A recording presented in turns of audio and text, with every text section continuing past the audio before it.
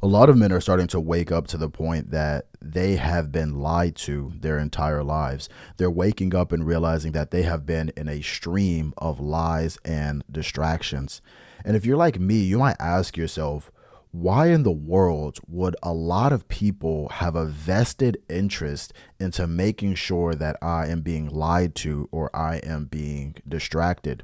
And the very simple answer is it's because people don't want you, us men, to realize how much power we truly have as men and how valuable that power is to everybody else. A lot of people will disrespect you or diss you or make you beg for things, jump through hoops. But if you really look at it, no matter what it is that you decide to engage with, whether it's relationships, and that can mean intimate relationship, platonic relationships, business relationships, whatever it is that you engage in, you realize that you're always going to have to do a lot of work.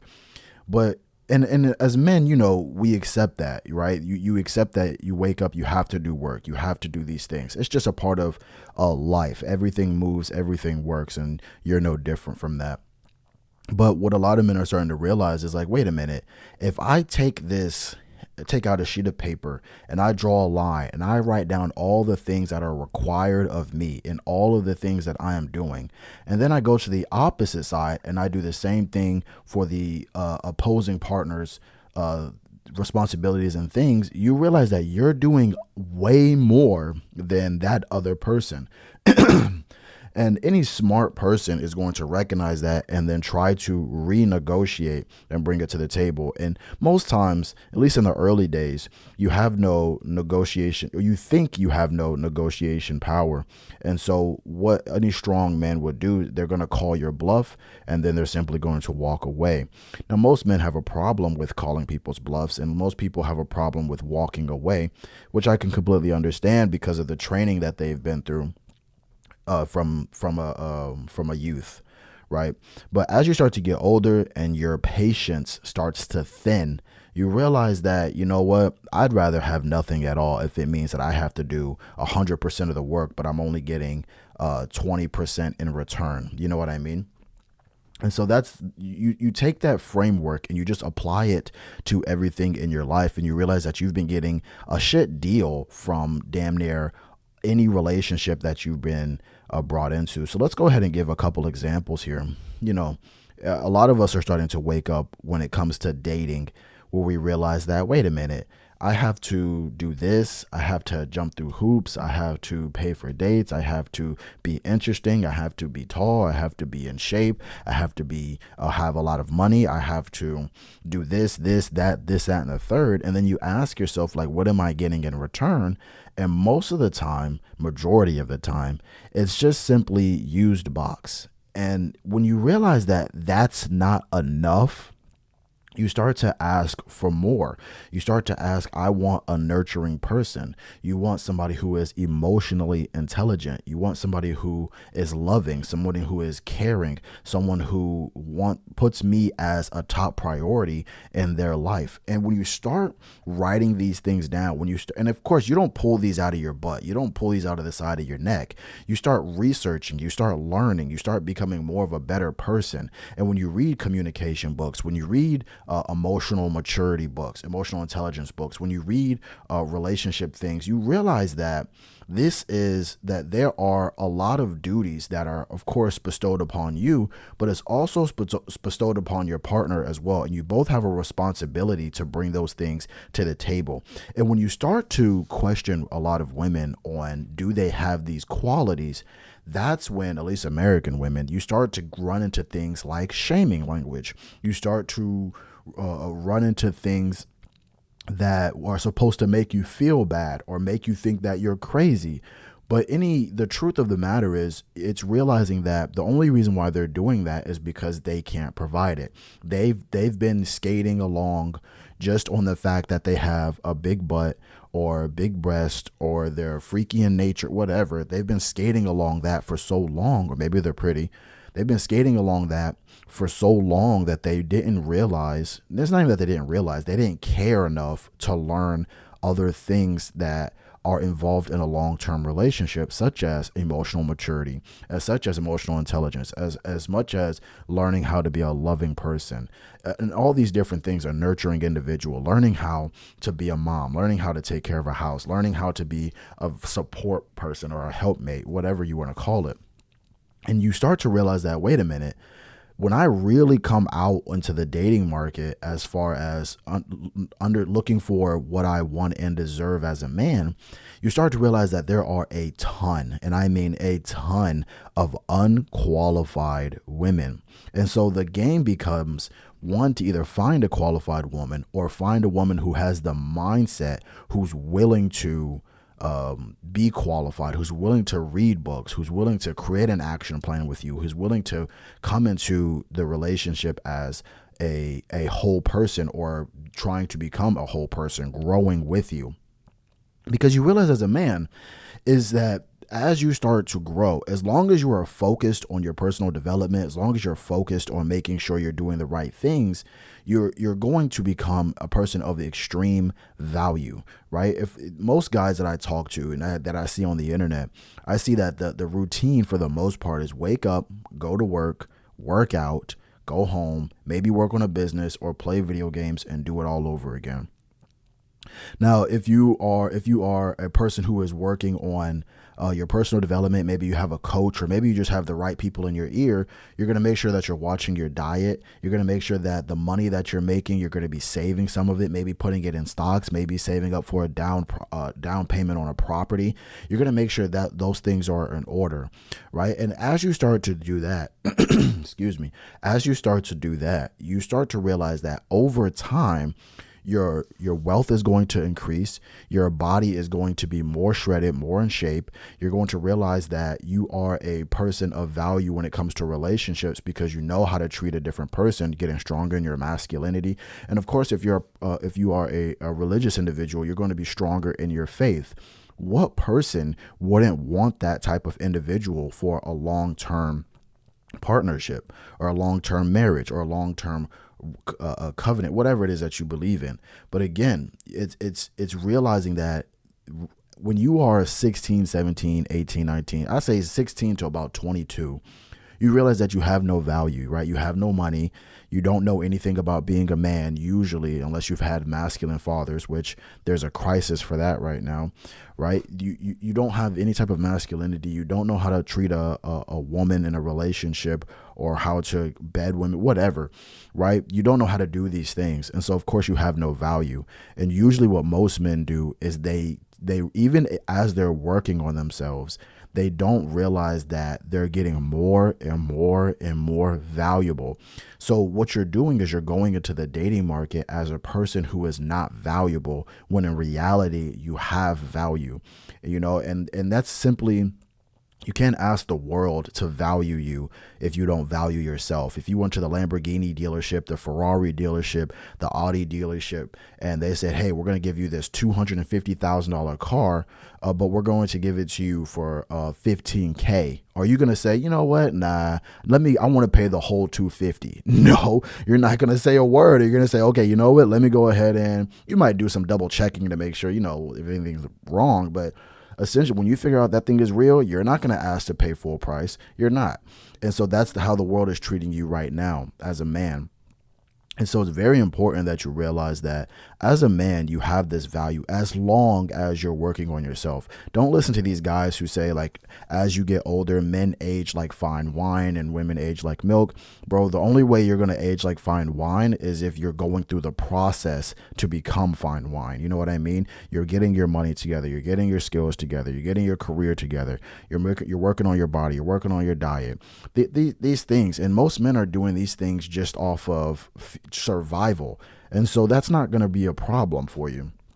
And so as you get older, you're going to be a lot more valuable. So what does it look like that you are jumping through hoops trying to get these the go trying to appear as the greatest man in the world to a woman who hasn't even worked on emotional intelligence, to a person who doesn't even know how to value you as a man, to a person that won't even cook for you unless you buy her a $10,000+ ring. You get what I'm saying? It just doesn't make sense. And so a lot of guys are checking out and realizing that, wait a minute, I deserve a lot better than this.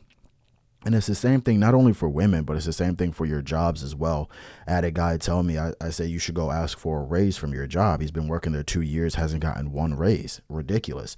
I say, you should go ask for a raise. And when he went to go ask his boss for a raise, his boss said no. And now, of course, the first thing I want to troubleshoot is, how did you ask for the raise, right? Did you do that correctly? But for the most part, if you've been in a place and you haven't gotten any type of raise, not even a raise to offset inflation, you're in the wrong place. They don't value you. They want to take from you and take all your time, attention, and energy 6, 8, 12, 14 hours a day, but they don't want to compensate you fairly for that. And again, as you start to get older, your patience starts to thin, and you start to realize that, wait a minute, I deserve more than this. I deserve better than this. And so guess what you do? You start to read maybe some career books, some professional development books. You realize how to ask for a raise, how to switch careers, all these other things. And you start to go where you're celebrated and not just tolerated. So it's the same thing for that as well. It's the same thing for your society, the same thing for your country. A lot of different countries, what they'll do is they'll program to men to be martyrs for everybody else. They'll say it's your job to stand up on the bus or on the train for other people. It's your job to sacrifice yourself for other people. It's your job to jump in front of a bullet. Anytime you see a woman in trouble, it's your job to go out and fix it. However, what you're starting to realize, again, if you take out a sheet of paper and you say, these are the things that I'm doing versus these are the things that are being done for me, you realize that you're always getting the shit end of the stick when it comes to those deals. Those people will never jump in front of you for a bullet. Those people will never stand up for you. Those people will never hold the door open for you. The only people who are willing to do that for you are other men who are in those situations. And I don't know about you guys, but it's increasingly difficult to find other men who are willing to do the same things that I'm doing. Most of us are okay with doing things by ourselves anyway. And we're starting to recognize that a lot of other guys are checking out. When a lot of other guys are checking out, you have a lot less guys who are willing to sacrifice themselves for other people, which makes life harder for other people. And what do those other people do? Do those other people say, you know what, I have been taking advantage of these guys, and what I'm going to do is I'm going to work on myself. I'm going to go up and humbly apologize. I'm going to start acting right. No, what they do is they start making more campaigns to try to shame you. They start making more campaigns to try to tell you that, hey, listen, we're going to take away sex if you don't do what we want. Hey, listen, we're going to take away relationships if we don't do what we want. Hey, look, we're the same.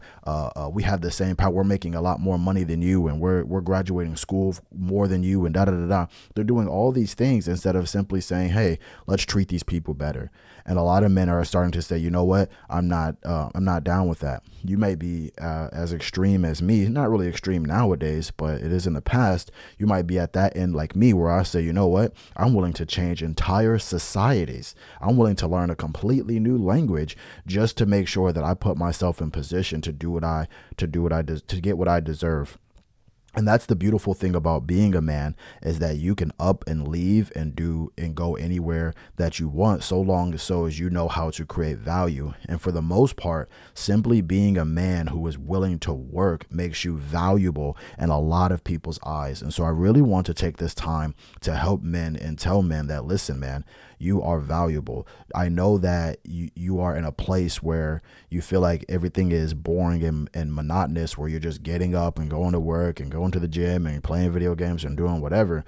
But what I'm here to tell you is that those are actually the correct actions that you should be doing. It's just important that you take those actions and you make sure that you develop the proper strategy. When you're going to work, you want to make sure that you are handling your money correctly. You want to make sure that you're saving for your first investment property, or maybe saving up a certain goal for your stock account, because those things are going to help you in the future. When you're at the gym, you want to make sure that you're trying to get the goals that you've set for yourself, whether that's to get stronger, whether that's to become more aesthetic, whatever. You just want to make sure that you're taking that seriously. Get your diet right.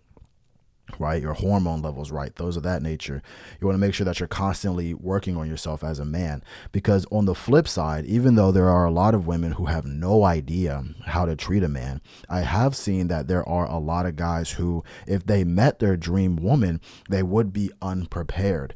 And so let me just give you guys an example. Let me go ahead and ask you guys some questions to see if you are prepared or if there are things that you think you should work on.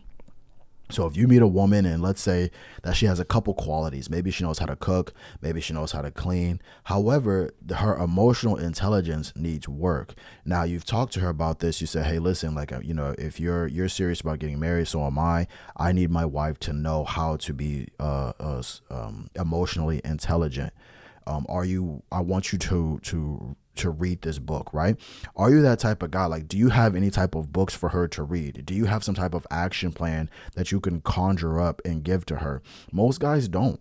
And it's not that they don't know how. That's not the important thing, is that they don't know how to make it happen. They don't know how to research and find that book to give to that individual. You see what I'm saying? There's also the vision.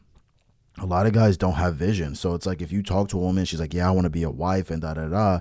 It's like most guys don't have a vision. They don't know how many kids they want. They don't know where they want to live. They don't know what investments are going to help them pay for not only themselves but their entire family, right? They don't have any type of plan. And so of course or a vision. And so of course when he's talking to that woman is going to be sitting here like, oh, like, I'm submissive. Like, what's the plan? And you have no idea what the plan is. So of course there's always going to be some type of turmoil, because if nobody's taking control, then she's going to naturally take control and lead you guys down a path to where you do not want to go. And at the end of that relationship, you might be foolish enough to believe that it was her fault, when in reality it was simply because you never had a plan for your relationship. You never had a plan for your marriage. You simply just wanted a woman to do certain duties, but there was no real reason as to why she was doing those duties. And so as a man, you want to make sure that you are in those, and you want to make sure that you are in a position to where you're simply waiting for the right woman to adapt to who you are. You don't want to be like these women out here where all they offer is something very small and standard, and they have no other type of skills that are valuable to any serious individual. And so I want to make sure that as guys, you understand that. And so that's very important. And so I think that's all I have for you guys today. Let me know what you guys think about in the comments. Like the video if you like the video, subscribe if you want, and I'll see you guys in the next one. All right, peace out.